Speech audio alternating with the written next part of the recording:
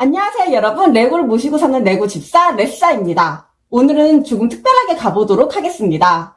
레고 40774 리뷰를 하면서 같이 토이스토리 5 이야기까지 해보려고 해요. 왜 이 조합이냐?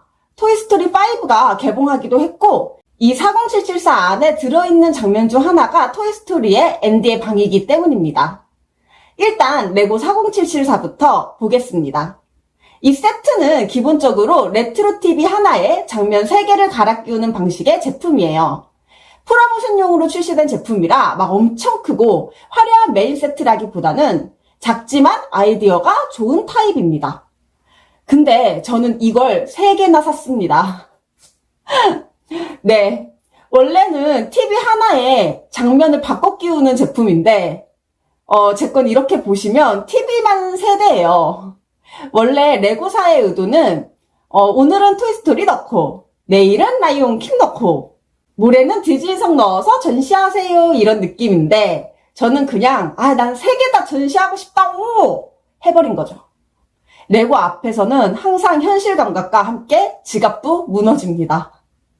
그래도 합리화하자면 지갑은 지키지 못했지만 전시 만족감은 얻었습니다. 근데 진짜 3개 나란히 놓아두니까 예쁘지 않나요? 왜냐하면 이 세 장면이 분위기가 다 다르거든요. 먼저 토이스토리 장면. 이건 딱 보는 순간 앤디 방이다 싶어요. 하늘색 벽지에 하얀 구름이 둥둥 떠있는 이 익숙한 배경. 벌써 토이스토리 BGM이 귓속에서 막 흘러나오는 것 같아요. 장난감들 입장에서는 세상에서 제일 안전하고 행복해야 할 것 같은 그런 공간이죠. 토이스토리를 좋아하는 사람한테는 그냥 방 배경이 아니라 우디와 버즈의 모든 이야기가 시작된 상징 같은 장소예요. 크게 화려한 장면이 아닌데도 반가운 이유가 있어요. 이 방은 그냥 예쁜 배경이 아니라 장난감도 살아있을 것 같다라는 상상을 처음 심어준 공간이기 때문입니다. 그러니까 이 작은 TV 안에 들어간 앤디 방은 토이스토리 팬들에게는 거의 추억 버튼 같은 거예요. 그리고 라이온킹 장면, 이건 분위기가 확 달라집니다. 훨씬 더 드라마틱해요. 프라이드록 특유의 높게 솟은 바위 실루엣이 딱 살아있어서 작은 크기인데도 장면이 꽤 웅장하게 느껴집니다. 토이스토리가 포근한 추억의 느낌이라면 라이온킹은 조금 더 상징적이고 묵직한 느낌이에요. 그 바위 위에 원숭이 라피키가 아가 신발을 높이 들어올리는 장면이 상상이 됩니다. 조그만 장면인데도 임팩트가 큽니다. 그리고 마지막으로 디즈니성 장면. 이건 진짜 디즈니의 정체성 그 자체 같아요. 영화 시작 전에 별똥별이 떨어지고 성이 딱 뜨는 그 느낌 있잖아요. 자, 이제부터 디즈니 시작합니다 라고 알리는 느낌이에요. 이 장면은 특정 영화 하나의 배경이라기보다 디즈니 전체를 상징하는 이미지라서 셋 중에서도 가장 클래식하고 가장 상징적인 맛이 있습니다. 그러니까 이 세트를 보고 있으면 각 장면이 단순히 예쁜 배경이 아니라 각자 다른 감정 버튼을 눌러줘요. 토이스토리는 추억, 라이온킹은 웅장한 상징성, 그리고 디즈니성은 동화의 시작 같은 설렘 버튼이죠. 아까 말씀드렸다시피 이 3개를 원래는 갈아 끼우는 구조인데 저는 TV 세대를 만들어 놓으니까 고르는 재미보다는 셋을 동시에 보는 만족감이 더 크더라고요. 작은 세트인데도 한 줄로 쫙 세워놓으면 생각보다 존재감이 꽤 있습니다. 그리고 이 세트가 좋은 게 막 엄청난 피스수나 압도적인 스케일로 승부하는 제품은 아닌데 완성하고 뒀을 때 기분이 좋아요. 와, 대작이다 이런 느낌은 아니지만 이거 괜찮은데? 이 반응이 오래 갑니다. 작은데 아이디어 좋고 디즈니 감성 잘 담겨있고 전시성도 좋아요. 특히 디즈니 팬이면 더 만족감이 있을 세트고 그 중에서도 토이스토리 좋아하는 분들한테는 이 앤디방 장면 하나만으로도 꽤 반가운 제품이라고 생각합니다. 그래서 저는 이 세트를 보면서 자연스럽게 토이스토리 5가 생각이 났어요. 왜냐하면 이 작은 앤디방 장면 하나가 토이스토리의 감정을 처음 시작하게 만든 장소니까요. 그래서 토이스토리 5를 보기 전에 전작들이 기억 안 나시는 분들을 위해 꼭 알고 봐야 이해가 되는 좋은 포인트 몇 가지를 짚어볼게요. 단, 토이스토리 1, 2, 3, 4에 스포가 포함되어 있으니 보고 싶지 않으신 분들은 뒤쪽으로 넘기셔서 토이스토리 5 리뷰만 보시면 될 것 같아요. 먼저 토이스토리 1의 버즈의 이야기입니다. 버즈는 처음부터 그냥 새 장난감이 아니었어요. 자기 자신을 진짜 스페이스 레인저라고 믿고 등장합니다. 우디는 자기 자리를 위협받고 버즈는 현실도 모른 채 당당해요. 근데 토이스토리 1의 핵심은 누가 더 멋진 장난감인가가 아닙니다. 서로 경쟁하던 둘이 결국 서로를 이해하고 친구가 되는 이야기예요. 버즈는 자기가 장난감이라는 현실을 받아들이게 되고 우디는 버즈를 경쟁자가 아니라 친구로 받아들이게 되죠. 그러니까 토이스토리 1은 장난감의 모험담이면서 동시에 우정의 시작을 다루는 이야기입니다.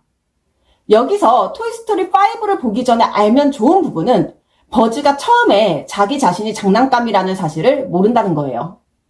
그리고 토이스토리 2의 제시 이야기. 이건 진짜 시리즈의 감정 핵심 중 하나죠. 제시는 한때 정말 사랑받던 장난감이었지만 주인이 커가면서 점점 멀어지고 결국 떠나보내집니다. 그래서 제시는 누구보다 사랑받는 기쁨과 잊히는 슬픔을 동시에 아는 캐릭터예요. 근데 중요한 건 그렇게 상처를 겪고도 제시는 다시 사랑받는 쪽으로 간다는 거예요. 다시 아이를 웃게 해주고 싶어 하고 다시 누군가의 장난감이 되고 싶어 합니다. 이게 제시의 진짜 강함이에요. 겁이 없어서 강한 게 아니라 상처를 알면서도 다시 마음을 여는 캐릭터라서 강한 거죠. 여기서 토이스토리 5를 보기 전에 알면 좋은 부분은 제시가 이미 버려짐에 대한 기억이 있는 장난감이라는 점입니다. 그리고 토이스토리 3에서 장난감들이 보니에게 가는 이야기. 이건 진짜 너무 중요합니다. 앤디가 대학에 가게 되면서 장난감들은 미래를 걱정하죠. 그리고 결국 보니에게 가게 됩니다. 근데 이 장면이 중요한 이유는 그냥 주인이 바뀌는 이야기가 아니기 때문이에요. 이건 한 아이의 추억이 다른 아이의 상상력으로 이어지는 순간입니다. 버려지는 게 아니라 이어지는 거예요. 그래서 토이스토리 3의 마지막은 너무 슬프면서도 너무 따뜻하죠. 앤디가 자기 어린 시절을 보니에게 조심스럽게 넘겨주는 느낌이 있으니까요. 그래서 토이스토리 5의 주인공은 앤디가 아니라 보니입니다. 마지막으로 토이스토리 4의 우디 이야기. 우디는 원래 늘 자기 아이를 지키는 게 가장 중요한 장난감이었죠. 근데 포키를 만나고 보핍을 다시 만나면서 우디는 처음으로 장난감의 삶이 꼭 한 아이의 곁에만 있어야 하나? 라는 질문을 하게 됩니다. 즉 토이스토리 4의 우디는 한 아이의 장난감에서 조금 더 넓은 세상을 보는 장난감으로 변해요. 자기 역할을 다시 정의하게 되는 거죠. 그래서 토이스토리 5를 볼 때 우디를 그냥 반가운 주인공 정도로만 보면 좀 아쉽고 이미 한번 삶의 방향을 바꿔본 캐릭터로 보고 들어가시면 더 재밌게 보실 수 있습니다. 이제 그래서 토이스토리 5 이야기로 넘어가 볼게요. 제가 느낀 건 되게 분명했어요. 이 영화 102분이라는 짧은 러닝타임 안에 하고 싶은 말이 너무 많다는 게 독이 된 것 같아요. 제시를 통해 장난감으로서 아이들을 떠나보내는 이야기를 하려는 건지, 전자기기가 가져오는 변화들을 다루려는 건지, 아니면 아이들이 친구를 사귀고 관계를 맺는 모습을 이야기하려는 건지, 여러 갈래가 한꺼번에 들어옵니다. 문제는 소재 하나하나는 다 나쁘지 않다는 거예요. 오히려 다 토이스토리라는 시리즈가 충분히 건드릴 만한 이야기들이에요. 심지어 제 눈물 버튼을 누른 부분도 있었습니다. 근데 그게 짧은 러닝타임 안에 너무 많이 들어가니까 보고 나서 이 영화가 진짜 하고 싶었던 말이 뭐지? 라는 생각이 가장 먼저 들었습니다. 특히 저는 제시의 감정선을 좀 더 선명하게 밀어줬으면 어땠을까 싶어요. 토이스토리 2부터 제시는 사랑받았다가 잊히는 감정을 가장 깊게 알고 있는 캐릭터잖아요. 그래서 이번 편이 정말 제시를 중심으로 간다면 아이들이 자라면서 장난감과 멀어지는 순간을 제시의 시선으로 더 진하게 보여줄 수도 있었을 것 같거든요. 반대로 전자기기 이야기를 메인으로 갈 거였으면 장난감이 더 이상 아이들의 중심이 아닌 시대에 토이스토리가 어떤 질문을 던질 건지 그쪽을 더 선명하게 파고들 수도 있었을 것 같고요. 근데 여기에 친구관계 이야기까지 들어오니까 모든 게 중요해 보이는데 그래서 오히려 하나하나가 조금 더 멀어지는 느낌이었습니다. 한마디로 정리하면 이거예요. 토이스토리 5는 볼만한 영화는 맞는데 짧은 러닝타임 안에 너무 많은 이야기를 짬뽕처럼 넣으면서 진짜 전하려는 메시지가 조금 퇴색된 느낌이 있었다. 그리고 전체적인 감상도 저는 좀 그랬어요. 이게 극장에서 꼭 봐야 하는 대형 이벤트 무비라기보다는 솔직히 제 느낌에는 그냥 가볍게 저녁밥 먹으면서 보기 좋은 OTT용 느낌이 더 강했습니다.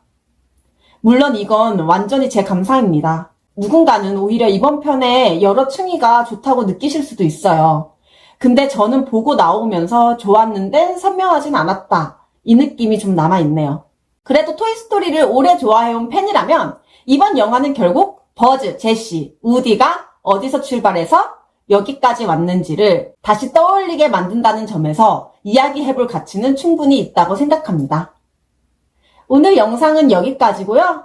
여러분들은 토이스토리 5 보셨다면 이번 편이 제시의 이야기로 느껴지셨는지 아니면 전자기기와 장난감의 이야기로 느껴지셨는지 그것도 아니라면 보니의 친구 만들기 이야기로 느껴지셨는지 댓글로 같이 이야기해주세요.